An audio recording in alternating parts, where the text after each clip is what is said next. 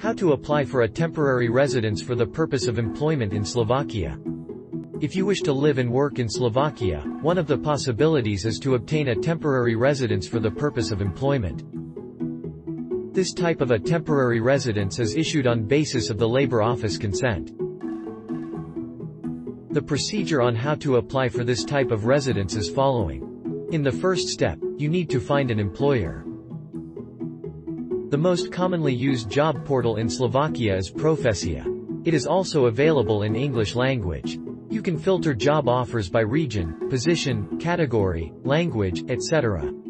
You can as well set up a job agent, a filter that will email you selected job offers by criteria. Another job portal is called ISTP, however in Slovak only. In the next step, your future employer must report a job vacancy to the competent Labor Office. After 20 business days from reporting a vacancy to the Labor Office, you can submit your application with the written promise of employment or a contract of employment. You can find a list of necessary documents for your application on our website. Select the fact sheets. Then the temporary residence. And finally a fact sheet called a temporary residence for the purpose of employment. If you have further questions, you can contact us per phone or email during our opening hours.